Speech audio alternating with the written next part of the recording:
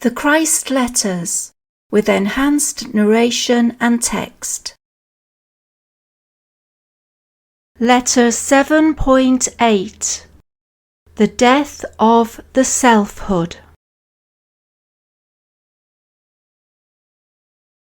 If your sincere search and meditation are directed towards the truth of being, and not at some earthly religious forms of belief, or superficial spurious spirituality, or any material objects you believe to possess powers, you will find that gradually your own nature is changing, and you begin to be aware of otherness and their needs as you never did before. You become more empathetic, understanding, caring, compassionate, and gentle. In fact, the soul qualities of divine life now begin to control your natural ego impulses for satisfaction and self-defense. I want to warn you that you will have now entered a new and difficult time, an era of conflict between the ego drive, which has habitually insisted on fulfilling its wants, perhaps at the expense of other people, and the psych soul, which is beginning to realize that love is the law and the rights of other people have to be balanced equally with the rights of self, the ego. As the psyche absorbs more and more of the soul, divine reality, into its consciousness, the old ego drive begins to release its grasp, and the inner daily conflict becomes even more intense. The psych soul, now working through mind and heart, discovers it is balancing the needs of other people against the validity of its own needs, and it becomes weighed down and weary of the endless internal struggle of self-questioning and self-judgment.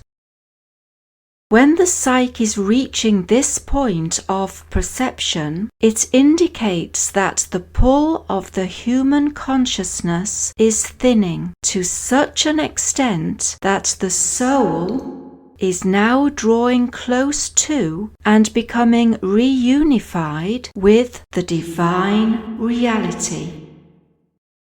The soul acknowledges through the medium of the psyche that it loves the divine love, that is the divine reality, more than it loves anything earthly, and longs to be fully united with its source of being.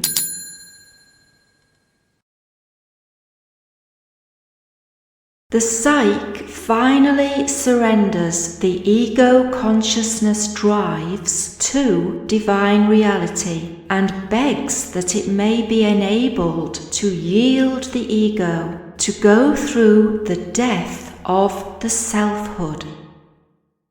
This happens when people are truly reaching the apex of their spiritual life, and they usually need a spiritual master to guide them through it. This death of the selfhood should never be undertaken as a means of achieving greater spiritual insight. It is highly dangerous and will not succeed in achieving greater spiritual or earthly life. It will be greatly destructive to the psyche and ego before due time.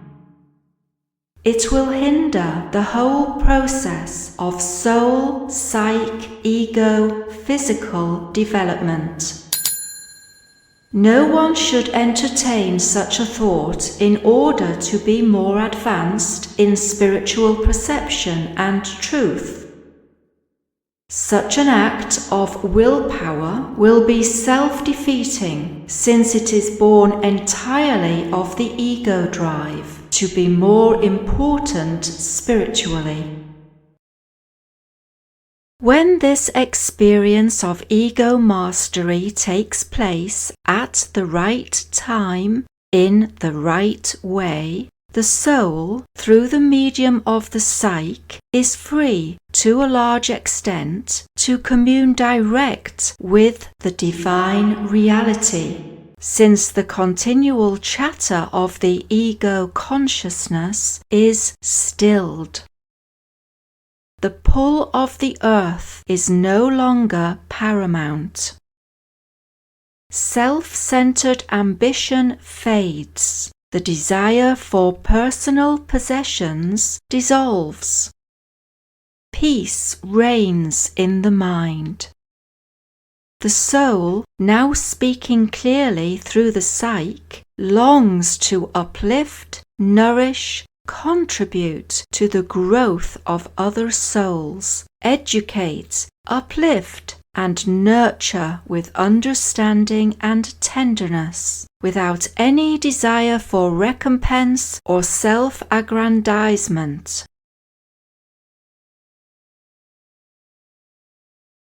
As the soul is drawn into ever closer contact and attunement with divine reality, its only earthly goal is to treat the neighbor or other people with the same kind of concern and consideration it needs for itself to flourish and be content. Giving becomes as easy as breathing. Eventually, it becomes a privilege to work for and with other people for the promotion of their highest good. This is divine love in action. However, there is no sentiment in divine reality. The intention behind individualization was to enable divine reality itself to experience its own nature of creativity, joy, and personal fulfillment.